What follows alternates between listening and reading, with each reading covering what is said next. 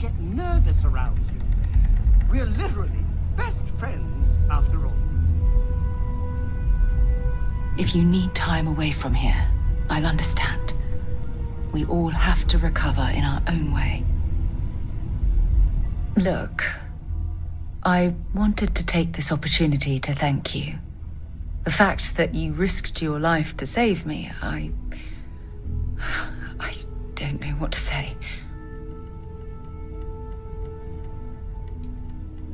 Well, yes, of course, but that's beside the point. My only wish is that my rescue hadn't come at the expense of Sam's life. He was one of my closest colleagues, and a cherished friend. Oh, poor Cora. I'm sure the poor thing is devastated. She's lost a wonderful father.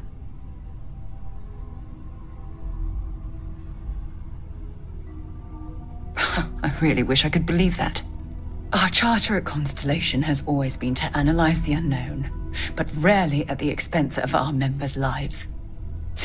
Yet all the while, I've been cavalier about taking risks and pushing the boundaries, not appreciating the true cost of my actions. Had I not pushed so hard to pursue the Starborn, perhaps none of this would have happened at all, and Sam would still be alive.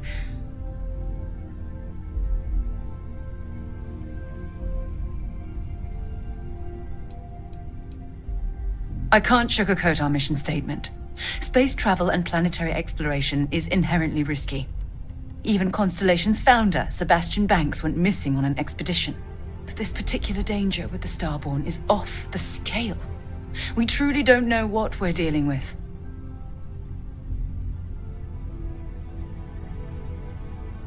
Of course I can. Damn it! Why is this happening to us? We're explorers. Our curiosity pushes us to seek answers to life's mysteries. It's one of the core traits of humankind. Yet in return, this is what the universe throws at us. Beings from God knows where who are trying to murder us. Why? What have we done wrong?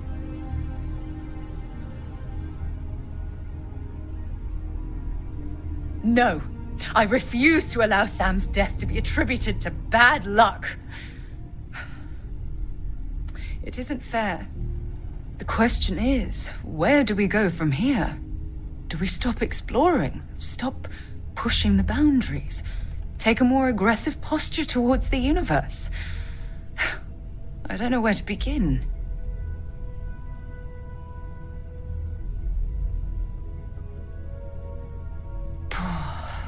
I suppose you're right.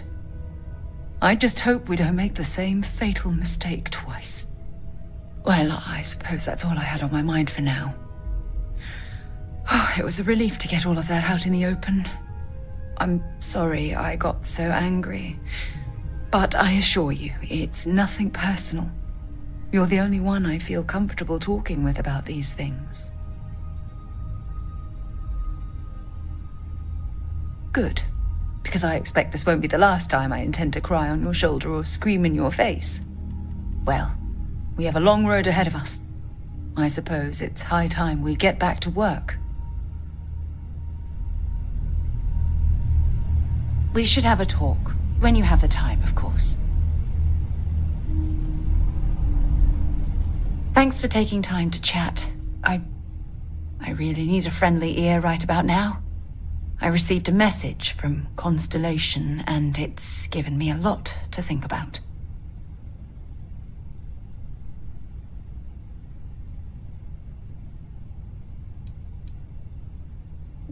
No. I wish it was that simple.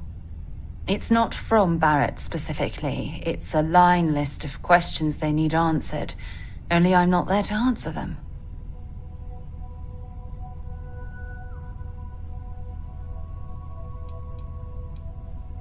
No, it's the first time. But the fact that they're reaching out, well, it's given me a lot to think about.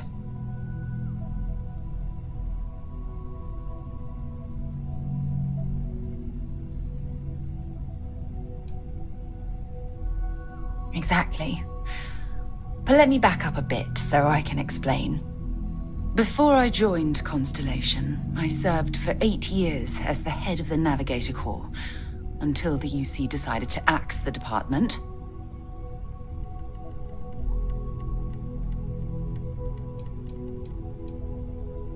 If you want to help, I feel like I need to give you some background. Just bear with me. It was a branch of the United Colonies Navy, a small fleet of ships outfitted for galactic exploration. Basically, a military version of Constellation.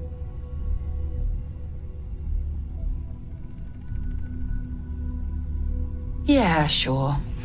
Some more than others. You see, the top brass demanded press-worthy discoveries to justify the spending, and money was tight after the war. Shutdown was inevitable. At the end of the day, I was in charge, so the blame obviously fell on my shoulders.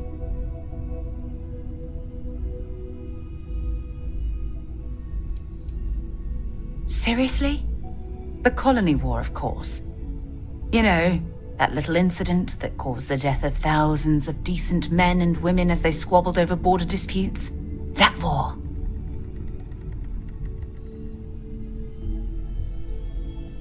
Oh, like hell I can't.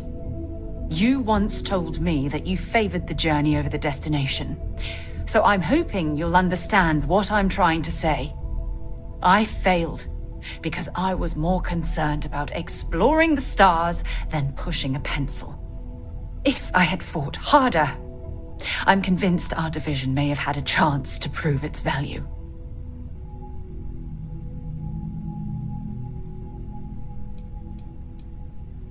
That depends on your definition of significant. Discover a rare neutron star, and no one cares.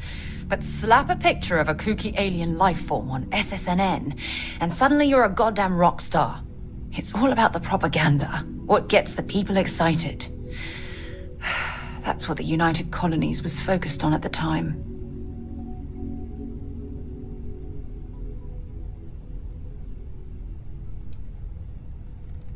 That's just it, though.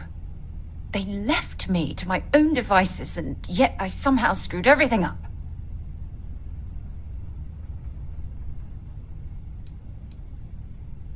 Yes, maybe. Call it whatever you want. My drive, my initiative, my optimism. It's been my greatest strength and my worst nightmare. It elevates me to these positions of authority, but all I want to do is explore, not sit and make sure all the accounts are balanced.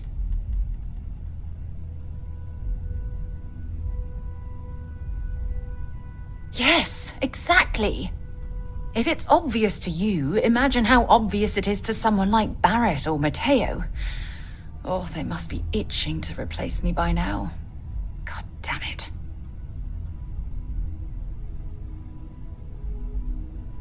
Oh my God. I'm so sorry.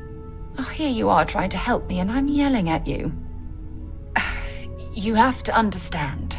Once Aja retired, I lost the only person that gave a damn.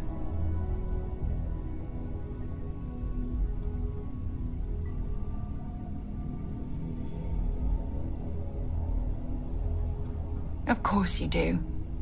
I'm just not thinking straight right now. Phew, this has taken a lot out of me, so maybe we should just leave things right here. But thank you for being there and listening. It helped. It really did.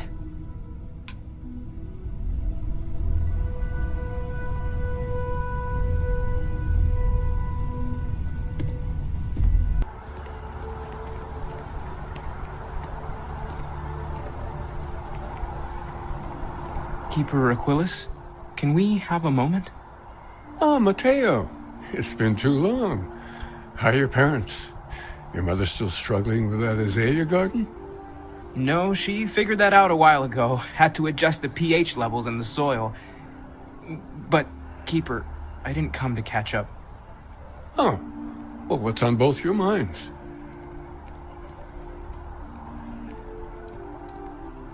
Keeper, we were hoping to talk to you about Unity. You want to subject your friend here to one of our talks, Matteo? The future of humanity is always a long discussion. No, that's not exactly what I meant. Keeper, when you talk about unity, well, does it mean anything else? Something secret? Perhaps you should talk about this inside.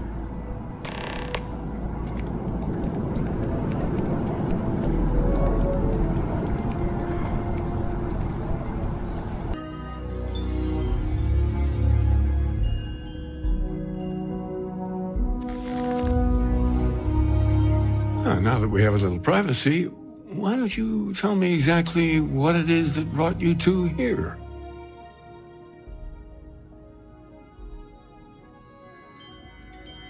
They're like nothing we've ever seen, Keeper. Gravitational distortion, sub-audio harmonic sequencing, unidentifiable energy fluctuations. I caught half of that. So, these things are unusual? Even in your experience? There have always been mysteries that seem to defy our understanding of the universe. Beyond rational thought, we enter life as an act of someone else's faith in us. There's no way of knowing who we will become, and yet the risk is made anyway. So you've pushed into the unknown, not knowing where it would take you. And it's brought you here.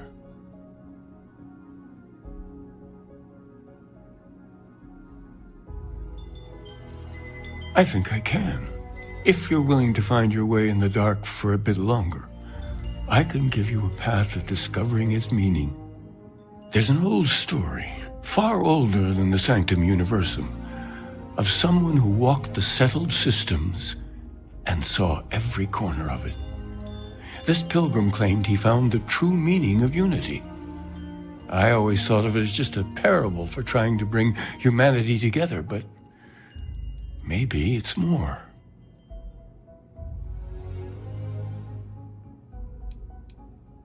I'm not sure if he was, but if what you're looking for is connected, then anything might be possible.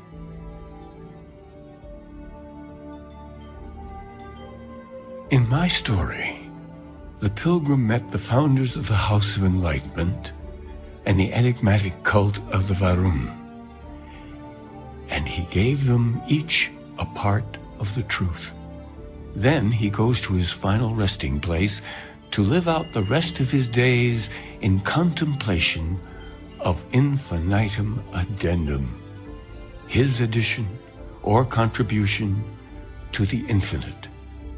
But what if the story isn't a metaphor, but a code, a way of finding the pilgrim again, or at least his grave?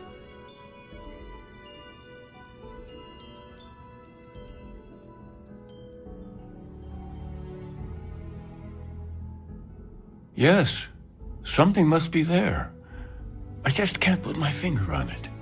Maybe the answer will become clear when we have more. The House of Enlightenment and Varun have versions of this story.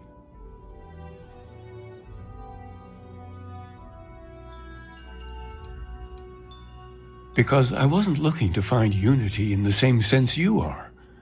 A fresh set of eyes might reveal the truth. The enlightened work out of the well here in New Atlantis, helping the poorest citizens find a better life for themselves. Varun worshippers are more enigmatic, but there is a lone zealot that was captured recently for attacking UC ships. I visited her a couple of times. Hopefully she'll be willing to talk to you as well.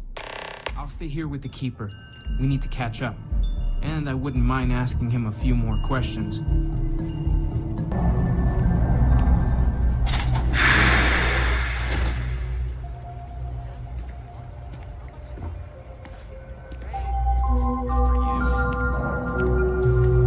But they say never hire a man when a machine can do it for free. But down here, people can't afford the machine. Welcome to the House of Enlightenment. If it's about the financial or food assistance programs, we are backlogged. Don't worry, we're doing everything we can. Oh, you're not. Sorry. Can I help you?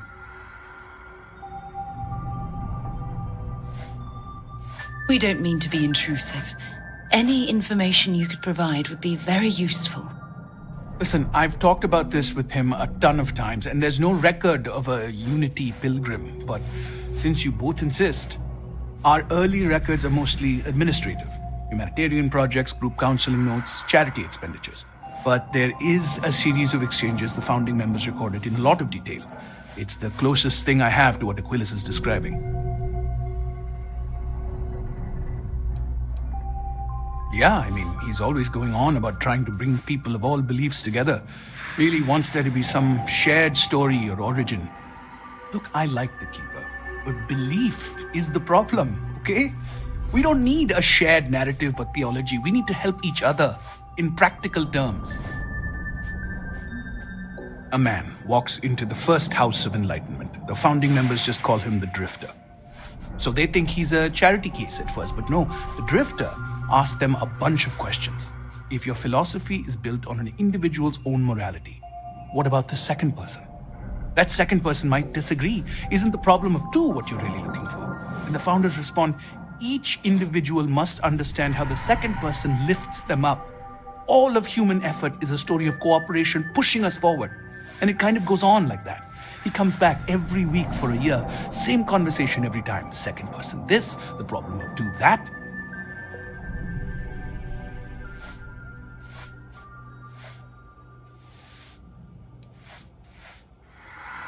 It's part of our core principles.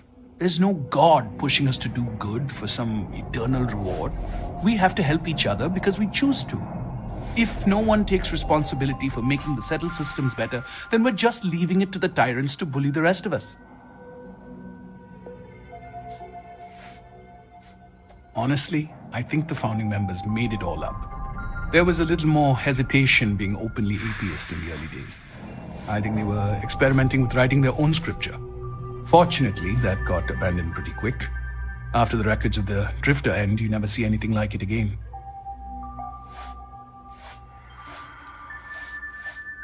Besides what the Keeper would say about it, sounds like a gathering point, or a center. Or in mathematics, it would mean one, like the one, the first at the beginning. Always happy to help. If you'll excuse me, I've got a lot of aid efforts to coordinate.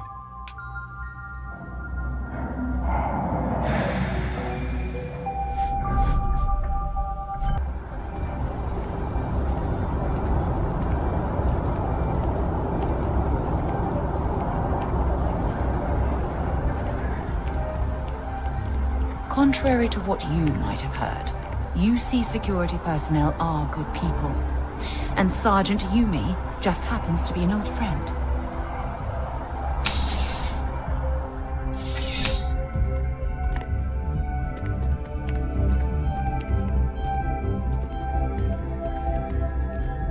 Zara, good to see you. Listen, I smoothed over that incident between Matteo and Rosa at the Sanctum. I'd hardly call it an incident, more of a debate, really. But I appreciate it just the same. Not a problem. In the meantime, maybe you could tell him to take it down a notch. Can do. Thanks again, Sergeant.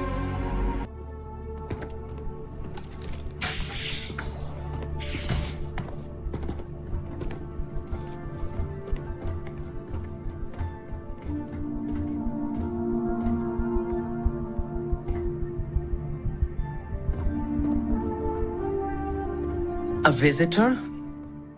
I have all the company I need. He knows not the truth.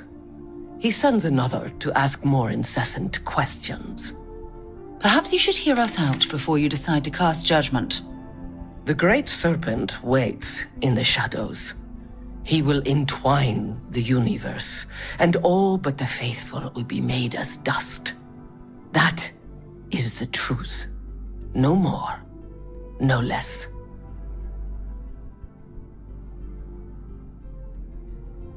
Anything you could tell us would be tremendously helpful. Yes, I have spoken to your keeper about this. I will tell you what I told him, and then you will leave me. Jinan Varun meets the unbeliever. He gives false prophecy to Jinan. But such is Jinan's conviction in the Great Serpent, he does not hesitate. He cuts the unbeliever down. But the unbeliever returns. Jinan realizes the Great Serpent is testing him, and he will not be found wanting. 4 times they fight. Over 120 rotations of the planet they are on. Remember these 4 battles, Jinan, the unbeliever says. Remember these 120 rotations. But Jinan knows this is blasphemy and delivers the killing blow. That is all. I have heard of no such thing. If it exists, it is a shadow that the Great Serpent casts to deceive the faithless. Strength and conviction show your worthiness to the Great Serpent. The kill is not as important as showing there is no doubt. I grow tired of speaking. Leave me.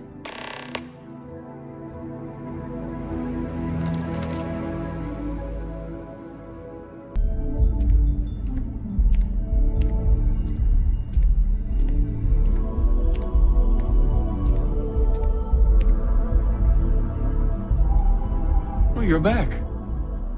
What did you learn?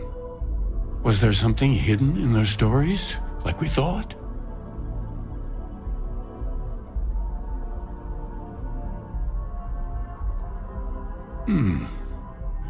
Planets are often named by number. That second might mean the second planet in the system. What else did you learn? If there really is a location the Pilgrim wanted us to find, those do sound awfully like coordinates. Was there anything else? Yes. What he added to infinity. Maybe that points to a name. If we're looking for his resting place, we'd need to know the name of the star system, wouldn't we? Let's see. We have something that could be coordinates. Something that could point to a planet in the system. But what's the name of the system? Infinitum addendum. What if we break down the parts? No systems named finite or add. That just leaves in and dumb. Well, that's certainly how I feel.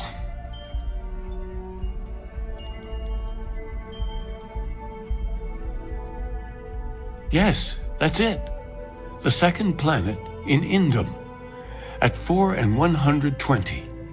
That's where you'll find the Pilgrim's resting place.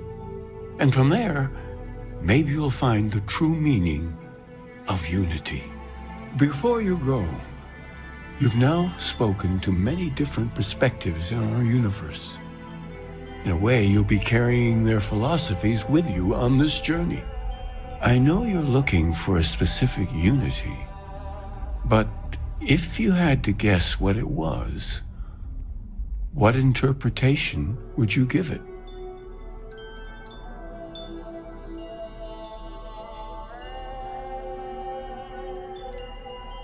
But what makes something like that holy? Gravity is also a force that brings things together. Should that be sanctified?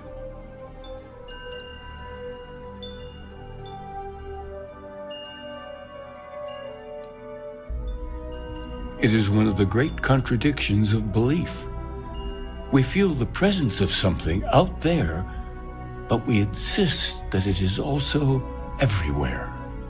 So you think this word unity describes that divine unknowableness that the Pilgrim searched for? Ancient humans thought the concept of gravity was miraculous. Until we know more about the Unity, we also could be jumping to the wrong conclusions. Well, I won't keep you any longer. This has been fun, I have to admit. Go, find your truth.